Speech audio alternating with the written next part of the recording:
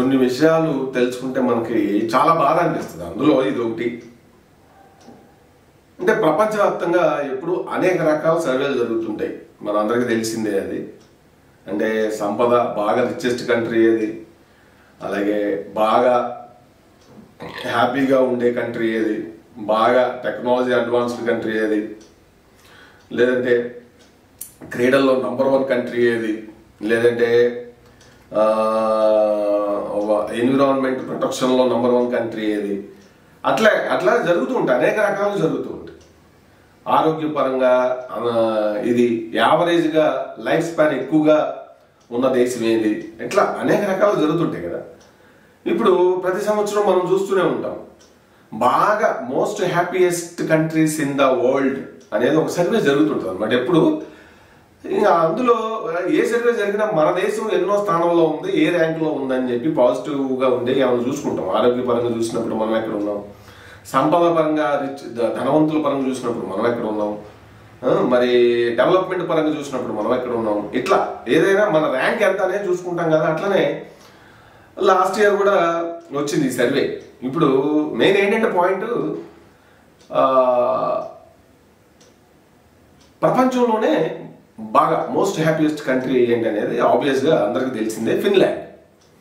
అది గత కొన్ని సంవత్సరాల నుంచి ఈ సర్వేలు స్టార్ట్ అయిన దగ్గర నుంచి చిన్న దేశం, అది ప్రశాంతంగా ఉంటారు వాళ్ళు. మొత్తం కలిపితే ఒక 50 లక్షల పాపులేషనే ఉంటుంది, తక్కువ జనాభా కాబట్టి హ్యాపీగా ఉంటున్నారు అని ఎవరన్నా అనుకుంటే పొరపాటే. మరి మన ఫ్యామిలీల్లో మనం తక్కువ మందే ఉంటాం, కానీ మనం అందరి మధ్య ఎంత కోఆర్డినేషన్ ఉంటుంది, మనం ఎంత హ్యాపీగా ఉండగలుగుతున్నాం, మనం ఒకళ్ళ అభిప్రాయాలను ఎంత గౌరవించుకోగలుగుతున్నాం, మరి మనం ఒకళ్ళ మీద ఎంత మాటల మీద ఎంత విశ్వాసాన్ని ఉంచగలుగుతున్నాం, అన్నదమ్ములు కావచ్చు, అక్క చెల్లెలు కావచ్చు, తల్లిదండ్రులు, పిల్లలు, ఓవరాల్గా ఇది చూసినప్పుడు ఈ అంశాలే క్రైటీరియాగా పారామీటర్స్గా తీసుకొని, అంటే మనుషుల మధ్య విశ్వాసం, సంతృప్తి, ఆధ్యాత్మిక చింతన, ఇట్లా ఒక 4-5 అంశాలను పారామీటర్స్గా తీసుకుని చేసినటువంటి సర్వే అన్నమాట ఇది. సో ఆ వేలో చూస్తే ఫిన్లాండ్ నంబర్ 1 ఉంది, కోస్టారికా నంబర్ 2, అట్లా నెదర్లాండ్స్, ఇట్లా ఉన్నాయి టాప్ 10 దేశాలు. మోస్ట్ హ్యాపీయెస్ట్ కంట్రీస్ అన్ని చిన్న దేశాలే. అంటే వాళ్ళకున్న దాంతో వాళ్ళు సంతృప్తిగా ఉండగలుగుతున్నారు, వాళ్ళు ఒకరినొకరు నమ్మగలుగుతున్నారు, ఒకరి మీద ఒకరికి విశ్వాసం ఉంచుకోగలుగుతున్నారు, ప్రకృతిని కాపాడుకుంటున్నారు. మీరు అన్నిటికి మించి ఆత్మ సంతృప్తి. మనకు భగవద్గీత చెప్పేది, అన్ని చెప్పేది, గ్రంథాలు అన్ని చెప్తాయి. కానీ మనకి ఈరోజు మెటీరియలిజం పెరిగిపోయిన తర్వాత మనకు అసలు మనం ఒకరిని చూసి ఒకళ్ళు అదే డెవలప్మెంట్, డబ్బు సంపాదనే డెవలప్మెంట్ అన్నట్టుగా అది ఏ రకంగా సంపాదించింది అనేది సెకండరీ అయిపోతుంది. అది ఎక్కువైపోయింది. ఒకరినొకరు గౌరవించుకునే పరిస్థితి లేదు. ఏదో రకం ముందు పొగిడినా వెనక తెగటం.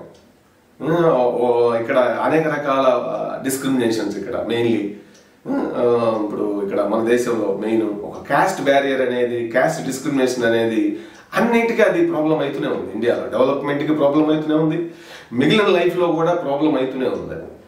సో దాని ద్వారా గెయిన్ అయ్యేవాళ్ళు దాన్ని వదులుకోరు, దాని ద్వారా సఫర్ అయ్యేవాళ్ళు ఫైట్ చేయకుండా, పోరాడకుండా ఉండరు. ఇది ఒక అన్ఎండింగ్ ప్రాసెస్ అన్నమాట. అవునా కాదు? ఏమంటారు, మీరేమంటారు? సో ఇప్పుడు నా బాధ ఏంటంటే, ఇజ్రాయేల్ హమాస్ వాళ్ళ యుద్ధం ఎప్పటి నుంచి జరుగుతుంది? చాలా కాలం నుంచి జరుగుతుంది. యుద్ధంలో ఇటువైపు చాలా మంది చనిపోయారు, అటు ఈ గ్రూపుల మధ్య చాలా మంది చనిపోయారు. అయినా కూడా మోస్ట్ హ్యాపీయెస్ట్ కంట్రీస్లో ఇజ్రాయెల్ దేశం ఏ ర్యాంక్లో ఉందో తెలుసా? టాప్ 10లో ఉంది. 8th ప్లేస్లో ఉందండి. 8th ప్లేస్లో ఉంది ఇజ్రాయెల్. అక్కడ యుద్ధం జరుగుతుంది, చచ్చిపోతున్నారు, అంతా ఒక హింస నడుస్తూనే ఉన్నప్పటికి కూడా ఆ దేశం మోస్ట్ హ్యాపీయెస్ట్ కంట్రీస్ లిస్ట్లో ర్యాంక్ పరంగా 8th ర్యాంక్లో ఉందంటే, అదే యుద్ధం లేకుండా ఉంటే వాళ్ళు ఇంకా టాప్ 5లోనే ఉన్నట్లే కదా, టాప్ 3లో ఉన్నట్లే నా లెక్క ప్రకారం. అయితే ఆ కొంత యుద్ధం జరుగుతున్నప్పుడు ప్రాణ నష్టం ఉంటుంది, అశాంతి ఉంటుంది, ఉంటాయి కదా కొన్ని ఎక్స్టర్నల్ ప్రాబ్లమ్స్ ఉంటాయి. మెయిన్ ప్రాణాలు పోవటం అనేది అది పొలిటికల్ ఐడియాలజీ. ప్రజలు కోరుకున్న యుద్ధం కాదు అది. ఎక్కడైనా యుద్ధాలు ప్రజలు కోరుకుంటారా? కోరుకోరు. ఈ పొలిటికల్ ఇదిలోనే వస్తుంటాయి డామినెన్స్, ఆ లీడర్షిప్, అవి ఇవి. సరే, ఒక్కొక్కసారి మన దేశ భద్రతకు ముప్పు వాటిల్లుతుంది అనుకున్నప్పుడు జరిగే యుద్ధాలు వేరు. కానీ ఇక్కడ ఇజ్రాయేల్ మరి హమాస్ అనేది అది ఆధిపత్య పోరు, భూముల కోసం పోరు, గ్రూపుల మధ్య ఆధిపత్య ధోరణి, ఇట్లా చాలా ఉంది. అది డీప్గా అనలైజ్ చేస్తే అదొక పెద్ద చాప్టర్ అయిపోతుంది, మనకు అవసరం ప్రస్తుతానికి.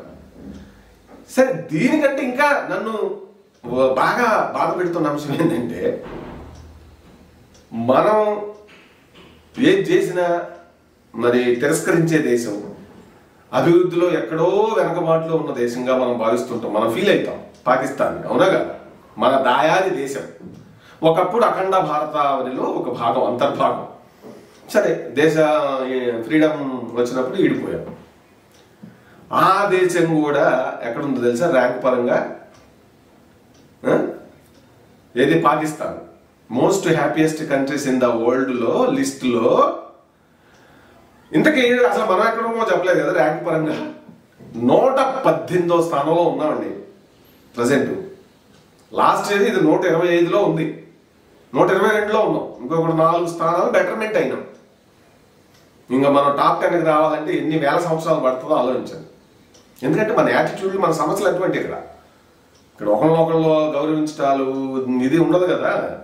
ఒక రెస్ట్లెస్నెస్ ఎప్పుడు నడుస్తూనే ఉంటుంది, సోషల్ రెస్ట్లెస్నెస్, పవర్టీ అన్నిటికి మించి. ఇట్లా గ్రూపుల మధ్య వైరుధ్యాలు, తెగల మధ్య వైరుధ్యాలు, మేం గొప్ప అంటే మేం గొప్ప, ఇది ఇది ఇది పోదు. దీని కోఆర్డినేషన్ మన ఎడ్యుకేషన్ సిస్టమ్ కూడా దానికి సొల్యూషన్ చూపలేకపోతుంది. మన స్పిరిచువల్, ఇప్పుడు దేవుళ్ళు 3 కోట్ల మంది ఉన్నారు, వాళ్ళ యొక్క ఇది కూడా ప్రజల పేరుకి దండాలు పెడుతున్నాయి తప్ప పూజలు పెరుగుతున్నాయి, కానీ ఎక్కడ ఆధ్యాత్మిక చింతన రావట్లా. సో 118వ స్థానంలో మనం ఉంటే, పాకిస్తాన్ మనకంటే బెటర్మెంట్ ప్లేస్లో ఉంది, 109వ స్థానంలో ఉందండి. ఎక్కడ మనకంటే ఒక 9 స్థానాలు బెటర్మెంట్లో ఉందన్నమాట. ఏది? మోస్ట్ హ్యాపీయెస్ట్ కంట్రీల్లో. ఇది నన్ను 2 అంశాలు బాధపడుతున్నాయి. యుద్ధం చేస్తున్న ఇజ్రాయిల్ దేశము టాప్ 10లో ఉంది, మనమేం యుద్ధాలు చేయట్లేదు, ఏమి చేయట్లేదు. 120, 118వ స్థానంలో ఉన్నాం మనం. ఎందుకు మీరు ఆలోచించండి. మీ అభిప్రాయం ప్రకారం మనం మోస్ట్ హ్యాపీయెస్ట్ కంట్రీస్లో టాప్ 10లో రావాలంటే ఏం చేయాలంటారు? ప్రభుత్వాలు కానీ, ప్రజలు కానీ, మన ఎడ్యుకేషన్ సిస్టంలో మార్పులు కానీ, ఈ క్యాస్ట్ సిస్టానికి సంబంధించినటువంటి క్యాస్ట్ని ఎరాడికేట్ చేయడం అనేది హైలీ ఇంపాసిబుల్. వేల సంవత్సరాలుగా అది దినదినం బలపడుతుంది. మనం ఎంత అడ్వాన్స్డ్ అయినా మానసికంగా ఆ భావన ప్రజల్లో నుంచి పోవట్లేదు. సో మనకంటే బాగా బ్యాక్వర్డ్, ఎక్కడ తీవ్రవాదాలు ఉంటాయి, ఎప్పుడు వాళ్ళు బాంబులు వేసుకొని చచ్చిపోతారు. తీవ్రవాద సంస్థలకి, తీవ్రవాదులకి అది ఒక అడ్డాగా మారిందని మనం ఫీల్ అవుతుంటాం. ఏది? పాకిస్తాన్. అవునా కదా?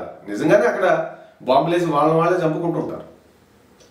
అయితే అక్కడ తీవ్రవాద సంస్థలే ఆడ హాస్పిటల్ మీద, హోటల్స్ మీద, ప్రజల మీద, పబ్లిక్ ప్లేస్ల మీద, రైల్వే స్టేషన్ల మీద.